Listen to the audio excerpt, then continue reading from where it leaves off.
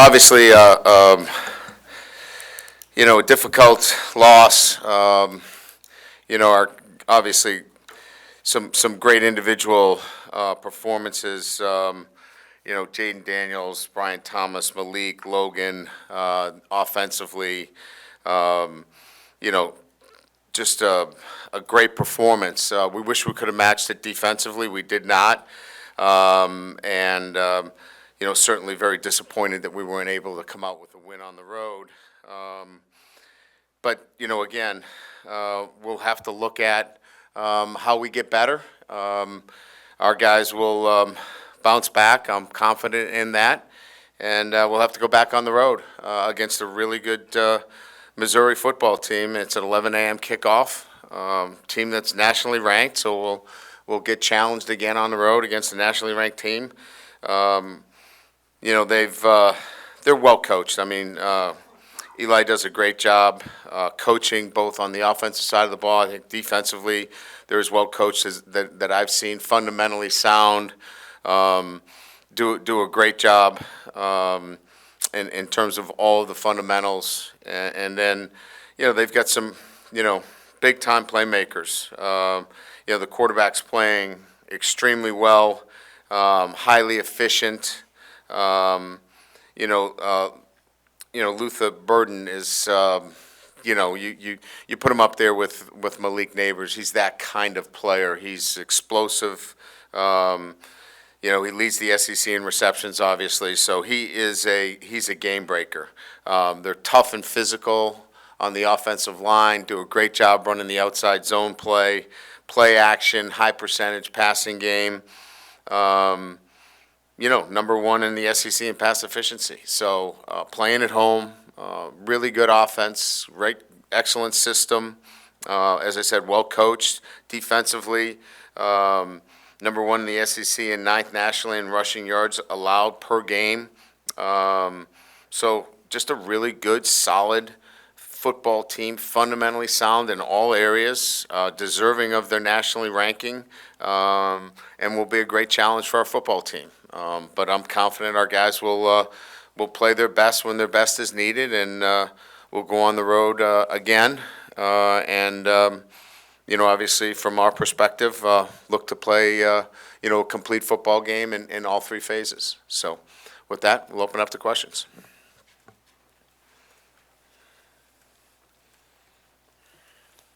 Hey, Coach, would you say that Matt House and the defense are a big reason why you won 10 games last year?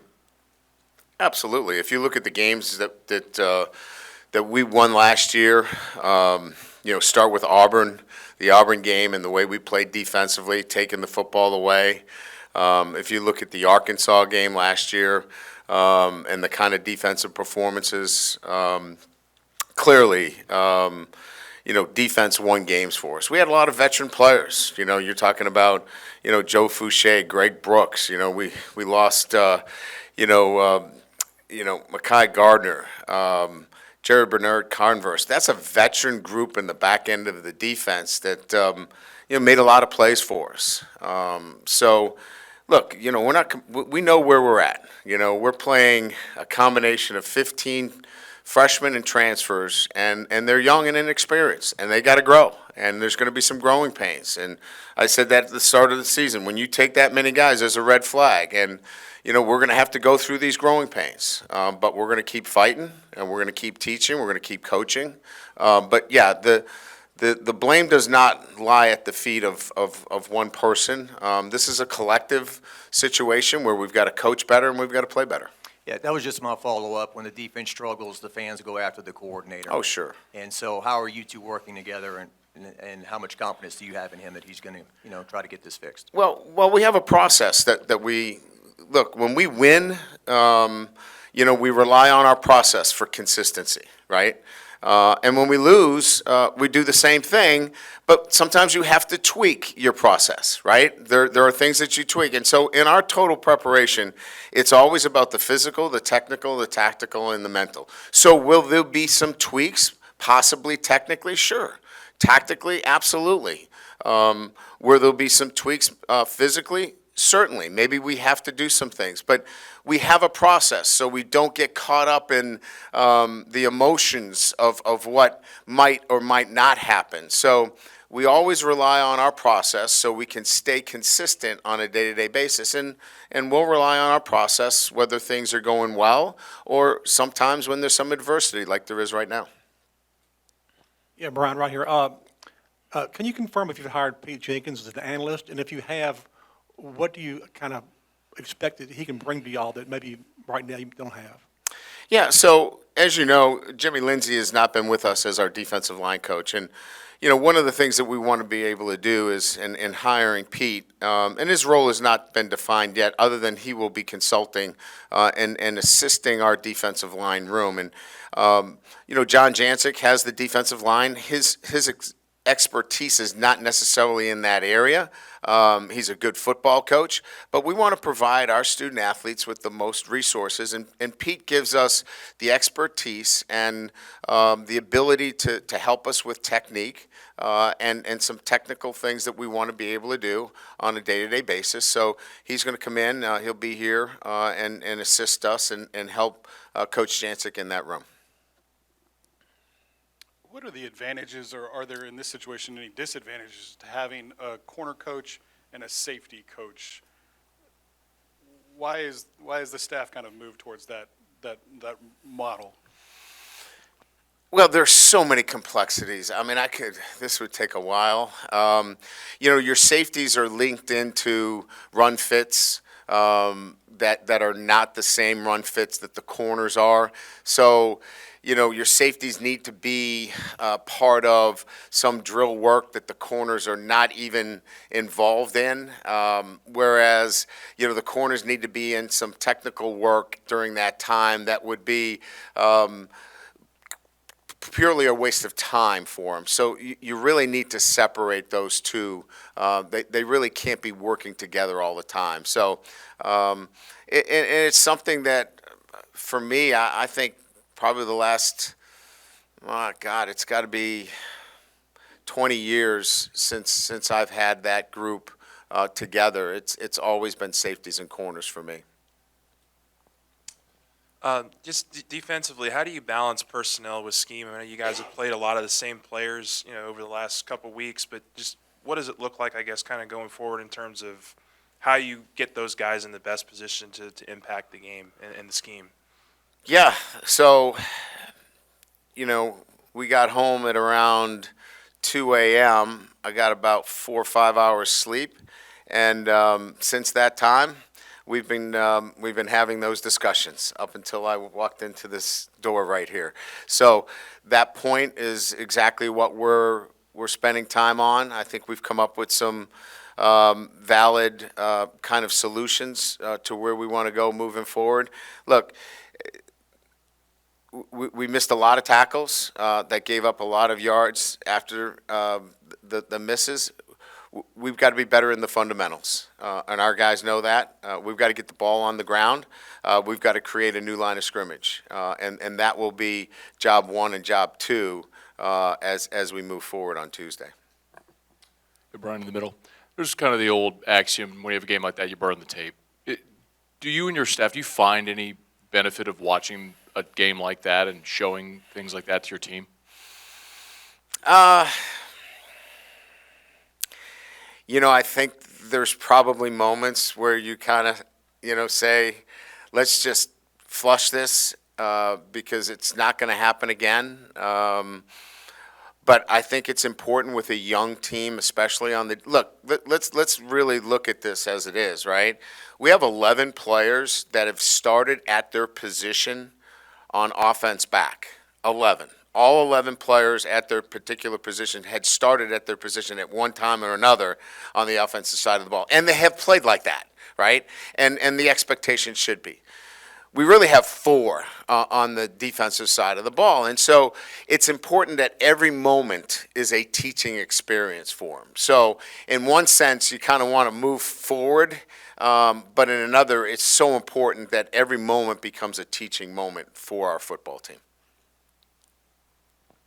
Hey, Coach. Last year, your D-line had to, out of necessity, carry so many snaps. I guess just like looking at the Ole Miss game, those starters carried about 85% of them.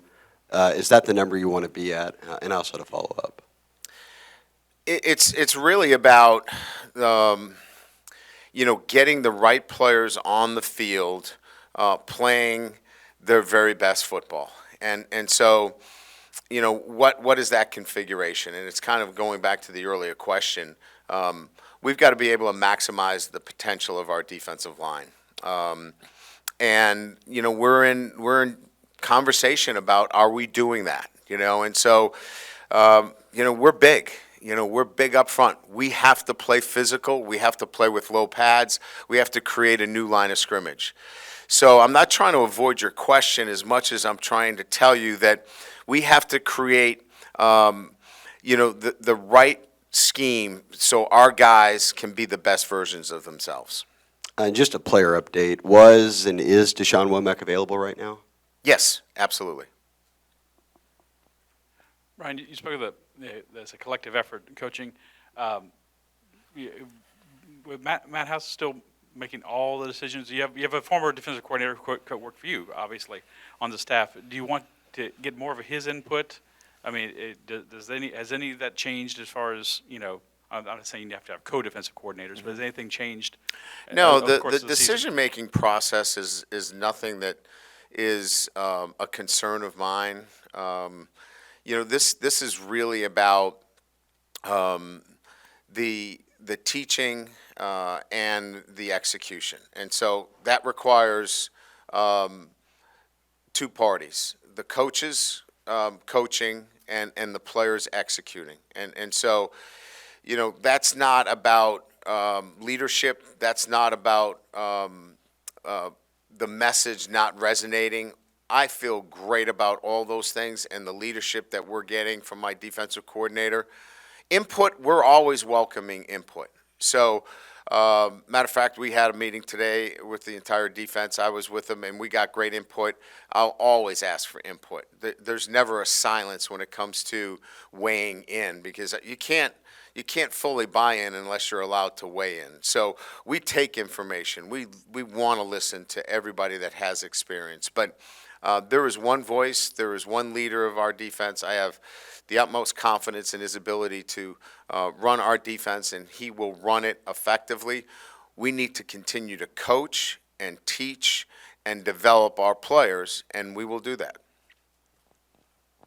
Ryan, on that sort of teaching and coaching, is there anything that you want to have done differently in terms of the coaching of some fundamentals like tackling to improve in those sort of basic areas? Well, so what is tackling, right? What is tackling? Tackling can be taught and something that we teach every single day. And so, when we talk about it, how much time do we spend on it? So we have to examine and look at our practice schedule. Are we spending enough time? Well, traditionally, it would say that, that's what we normally spend. With this group, maybe we have to spend more time. So those are the kind of discussions that we're having, is that, we recognize the importance of tackling, how important it is, and how it impacted this game. I think it was, over 285 yards after misses that led to their offense, and tackling was at the center of it. So, we have to be able to look at, are we spending enough time given the circumstances? And those would be the adjustments we would make.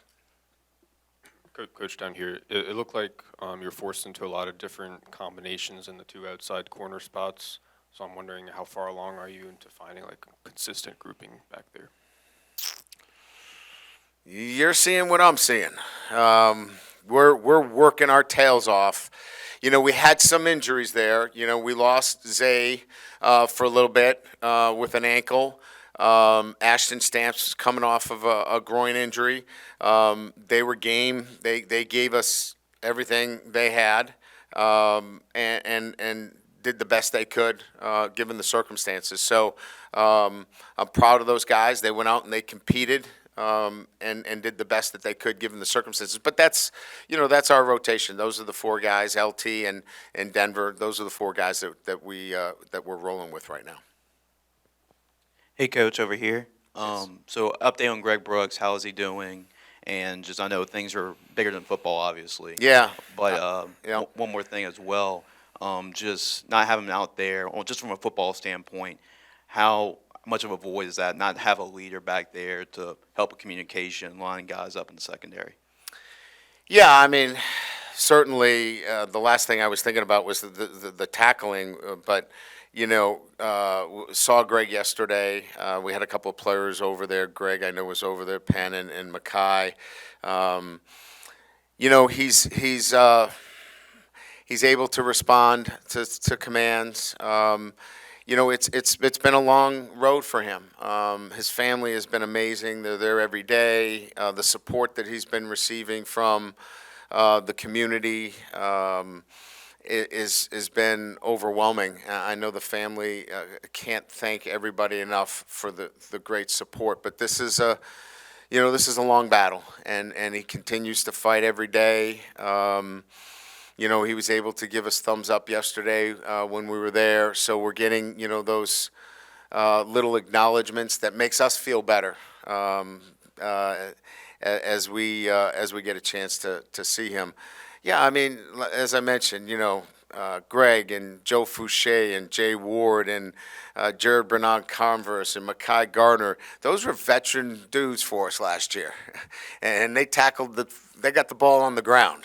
And we got to keep working with our young guys, and we got to get the ball on the ground. But there's a significant loss in tackles there, and we knew it was going to be a process, and we're going to stick with our process, and we're going to keep working at it, and we got to get better each and every day. We know we're accountable for it. We're not going to shy away from it, but we got to work on the guys that we have, and we're going to work to get better every day. Brian, a couple things. You talked about the communication. I was just wondering, what is it coming from the players? Obviously, with young guys like you have in certain spots, there's some things that they're just not going to be able to do. What are they telling you? And then secondly, in a situation like this with the secondary you have, is it better to back the safety out of the box and have them play a little bit more help? Yeah, I mean, look, communication, there shouldn't be issues with communication. There should be, if you are in man coverage, you should know you're in man coverage. We had a situation where, obviously we thought we were in man, and everybody else thought they were in man, and one guy didn't think he was in man. So, those things can happen, certainly. Trying to decide whether, you're dropping somebody in a hit position versus keeping him back. I mean, it's so technical relative for me to get into it today. And I'm not trying to dumb down the answer as much as what I'm trying to say is everything that we try to do is to take not only what we're trying to defend into consideration, but who we have out there too. So all of those things are taken into consideration, is what I'm saying. Coach, with Deuce Chestnut not traveling with the team, was that a coach's decision? Yes. And is there any update on the injury report? Yes, let me give you that. Injury report. We have Chris Hilton, Omar Spates, and Aaron Anderson. We would list those guys as of yesterday, questionable. Lacey and Javen Nicholas as probable. Those are our guys. Lower body for the first three guys, and the same for the next two that are probable. In the middle, Brian. Yeah. So you mentioned a lot of the new players defensively. Yeah. Last season was very similar. You had a lot of new players defensively that had transferred in. Mm-hmm. Defense last year performed well. Why isn't the message, or why doesn't the message appear to be taking this year the way it did a year ago? Well, I think I made it clear that the different players that we're talking about are younger players that are playing, very prominent roles. You had a Micah Baskerville, for example, instead of a Whit Weeks, who's a young player versus a veteran player. You're playing, a freshman corner versus a fifth-year corner. So, yeah, there's a lot of freshmen that are in that, and because of that, there's a lot more inexperience. What we need to do is we need to play better. You're absolutely right. I mean, so your question is on point relative to the overall defense. We have to play better, regardless of who the players are.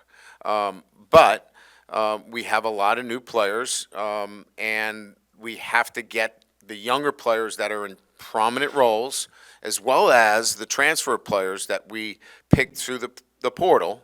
Those were the guys that we picked. We have to get all those guys playing at a higher level. Coach, a lot of people watching the game felt like Whit Weeks made an immediate impact when he got into the game, and then apparently he didn't get in until it was 28 points on the board or whatnot. Do you think he may start or get into the game earlier, or how do you evaluate the way he's played? He's young, he's learning. Yeah, I mean, we love his energy. We love what he's doing. You know, we want him to continue to grow, continue to do what he's doing. There's nothing that we don't like about him, but he's learning the position. Brian, down here. In the front. Yeah. You talked about going to the portal and end up getting young guys in order to avoid having to go into the portal year after year in the secondary. But in retrospect, right now, do you maybe wish that y'all had approached that any differently? We didn't have much choice based upon where we were the year before. We had to put a team together. So we were going to be in this situation regardless. And listen, I don't want to sit up here and talk about what we don't have. What we have is a good football team that needs to play better, and we need to coach better. And regardless of all the other things that are out there, we're in the position that we're at. And so, look, I mean, we know the situation that we have. We've got to get the guys that are on our roster playing at a higher level. And we had 34 missed tackles for 284 yards. We have to tackle the football, and we have to create a new line of scrimmage. If we do those two things, we're going to be better on defense, we're going to keep the points down, and we're going to continue to win football games at LSU. That's the standard. We didn't live up to that standard, and we need to. So we need to get back to work. We're going to get back to work here today with a team meeting, and we'll get back on the field on Tuesday with that being our resolve. Coach, right here, down right here. You've had so many years of experience. Is there anything that you can draw from or pull from? Not that there's a magic recipe, but to be able to kind of turn this around within the season. I mean, is this something that just takes time, or is it more of just getting these guys? I don't have time. Do I look like I've got time? I didn't come down here because I got time. I came down here to be successful with the LSU football program. So, no, we don't have time. That's why we did what we did in the transfer portal, or I would have took all freshmen last year. So there is some management of this, but we'll get them better. We'll get these guys playing better. They want to play better. They've got pride. These guys will respond. They'll bounce back. We lost, I think, 40-something to 14 to Tennessee, and I think they were ready to burn the city down. And we came back the next week and beat Florida on the road. So we don't need to all jump off the buildings yet. We're going to be okay. We're going to keep working hard. These guys got a lot of pride in LSU football. Our coaches are going to work hard, and we're going to keep getting better. If you could just kind of educate me, are you all running combo coverages in the secondary? You're killing me. You're killing me right now. I just don't want to say anything wrong on TV. Starting a new leaf. Yes, we're running combo coverages. Okay. Does that help? Yeah. And then secondly, 34 tackles, is pursuit angles, guys that don't ever get to the tackle, is that included in that? Well, when we're talking about missed tackles, we're talking about we're in the hole, we miss a tackle. We're not talking about open field missed tackles. We're talking about in its totality, when we have an opportunity to make a tackle, we miss the tackle. Oh, well, everything is, if we take the wrong angle, if we're for outside in instead of inside out, all those things matter. This is a hard day. Tough questions. probing, dual coverages. We don't tilt the nose, so if we can get through that, we're in good shape. Any other questions about? Yes, please. I'll take one. I'm taking your job. I'm sorry. They just have to pass the mic around. You have to answer the questions. Usually when you see a program or a team having a struggle in a game or something, it's often both sides of the ball, but your offense has been exceptional the entire season. Can you speak to, from a coaching standpoint, just what level of It's number one in total offense. Yeah. It's number one in pass offense. It's just in case you didn't get these, if you want to write them down. It's number one in third down conversion. It's number two in scoring. It's number three in third rush offense. Jaden Daniels leads the SEC and ranked number two in the nation in total offense. Leads the SEC in total touchdowns in passing, pass efficiency, and passing touchdowns. And it's the fourth straight game accounting for at least 4 touchdowns. Brian Thomas leads the nation in receiving. This is from Mike Bonnett's sake, because he does this all the time, and I never read any of this stuff from Mike. So, Mike, that was a good. this is was a for good time. you. He does this. It's all nice. It's typed up. And I think, and you lead the nation in first downs. I think. Oh, thank you. Yeah. And, it was interesting because, the 2019 team, prolific. It won the national championship. These numbers are starting to look like those kind of numbers. That's the kind of offense that we're talking about. And that's why it's so darn important to play better defense. That's why it's so important. Because when you have an offense like this, you want to be able to Kinda where I was going. showcase. Absolutely. And it doesn't get the showcase because all the questions here are about the defense. And I understand that. Totally understand that. So that's why it's so important that we do the things necessary to get the points down so we play better defense. One last thing, if I may, from a coach's critical eye, we see the numbers as you do, the stats and everything. How efficient are you being on offense? I mean, how good does it look to you? I mean, are you like, I'm sure there's always something you can do better, but. Yeah, I mean, I think there were, I thought the last couple of drives, we had a chance to, with 5 minutes to go in the game. We don't want to, like we did against Arkansas, we don't want to give the ball up, That was probably the one thing that we wish we were better. To me, the last team that had the ball was going to win, and we had, the last chance, and we didn't make a play at the end, but we had a chance to close that game out, I thought, and we didn't convert when we needed to. That's probably the only thing that I could take a shot at our offense, and there's not much to say about that.